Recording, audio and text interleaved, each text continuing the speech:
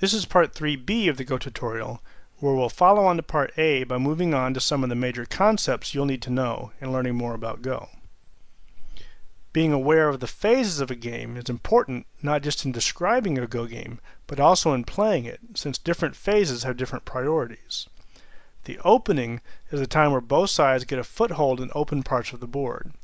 It's common to pause a bit to play out a local Joseki sequence, but as long as there are open areas, we're still in the opening, and there still is a priority to settling the local sequence and claiming the open areas. The mid-game deals with turning these sketched out positions into solid groups, or preventing the opponent from doing so. The emphasis is on the status of whole groups. Moves that just make a few points here, or capture a few stones there, should be suspected of belonging in the endgame. The endgame starts when issues of group life and death are settled, and the purpose of the moves is only to maximize points.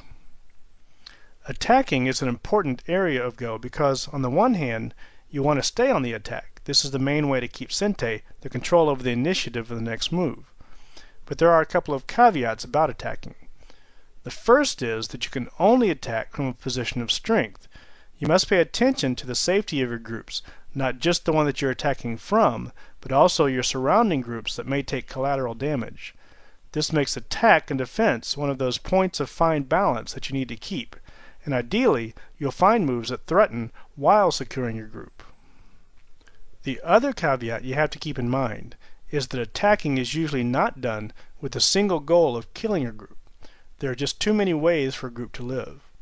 You attack to kill only if you can actually read out a killing sequence, or you're just desperately behind and you're going to lose if you don't kill the group. Mostly, we attack in order to keep the opponent off balance while we gain some other advantage. So you always have to ask, what benefit do I get from this attack if the group lives? There are various possible answers, like I'll make territory on the other side, or I'll connect my weak groups in Sente. But there needs to be some advantage, or otherwise you'll probably end up with nothing to show for your efforts. In the right-hand corner of this picture, we see the result of a popular Joseki sequence. Because it's a Joseki, we know that the result is even for both sides.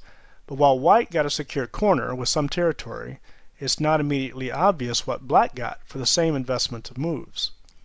To help see what black got, imagine yourself shrunk down and standing on the board. If you look to the left, you see one white stone. If you look to the right, though, you see a wall of black stones filling your field of vision. You can't even tell that there's a white position behind it. This means that white's right-hand corner is now unimportant to the rest of the game, while a wall like black's projects a sort of influence in the direction that it's facing, and the higher the wall is, the further the influence radiates. It's not that the shaded area will become black's territory, though. It's that in the subsequent play in the shaded area, black should have an advantage that will eventually turn into some territory. Learning how to use thickness is a key area of Go study. Often we need to connect two sets of stones to keep them alive. When we talk about connections, though, it's not about whether our stones are literally connected along adjacent points, because then they'd already be one set of stones. It's about whether or not they're connected for all practical purposes, because the opponent is unable to stop a literal connection. This is important when we can't literally connect our stones in one move, as in these cases, or when we could connect, but we want to use our move somewhere else, secure in the knowledge that the connection is safe. If we add a stone to each of these positions, we see that we've created three connections that are easy to evaluate: the diagonal connection, the bamboo joint, and the tiger's mouth. In each case, the connection is virtually guaranteed because if the opponent plays A, we can play B, and vice versa.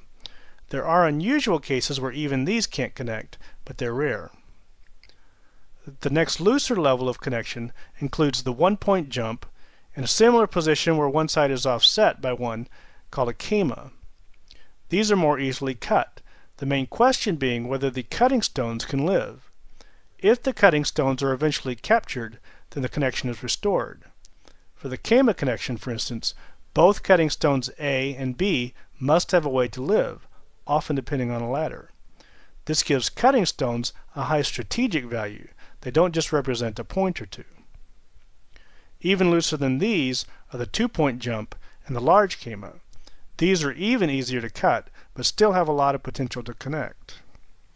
Anything looser than that, we usually don't even consider connections. In particular, these stones are not generally considered connections because it's too easy for the opponent to separate them. To tenuki is to leave the local area where the most recent moves have been made in order to play somewhere else on the board. Good Go play will constantly shift to different parts of the board because while your first move in a new area opens up new territory, each subsequent move in the same area generally has a smaller and smaller incremental effect. Just looking at it numerically, the second play in an area is a 100% increase in local strength, but the third play is only a 50% increase locally, and the fourth play only 33%, and so on. So on the one hand, you want to be the one who has Sente to tenuki and move to a new area so as to get the most value for your next move. But on the other hand, you don't want to leave an area so soon that the opponent can easily neutralize your previous plays there, either by capturing your stones or, almost as bad, spoiling their usefulness by ruining their shape. If you don't protect your previous investment, you lose more than just some incremental value for one move, you lose the value of several moves.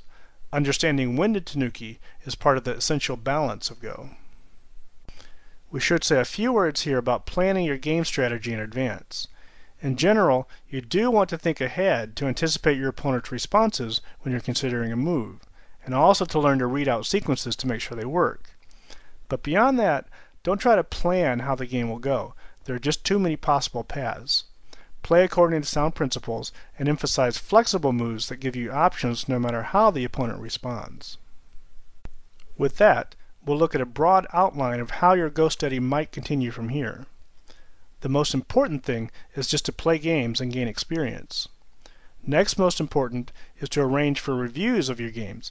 These should be done soon enough after playing the game that you can still remember what you were thinking when you made your plays. The best reviews will come from an actual teacher. You'll find several who teach online. You also may be able to find stronger players to do a review, but at the very least you can review the game yourself. Often you can see things in replaying the game that you didn't see during it. The next most important is to study life and death problems, also called tsumego. The ability to read out life and death is a key part of every decision you make during a game. So with every study session you get, take a few minutes of it to work some problems. You'll find many problem sets in books and on the web. They range in difficulty, but picking hard ones is not as important as consistently honing your skills. With any other study time you have, balance your study across the fundamentals in each area of the game. We'll finish with some pointers to key resources that you might use in your next steps of learning. AudioGoLessons.com maintains a huge online library of audio-visual lessons by popular professional teachers, individually selectable by topic and by level. The Go Dojo is a unique sort of teaching software that covers important concepts and reinforces them with good exercises. And these are a couple of the major online sellers of Go books, where you'll find a range of excellent learning materials. From here, we wish you all the best in your studies, and we hope we get to play a game one day.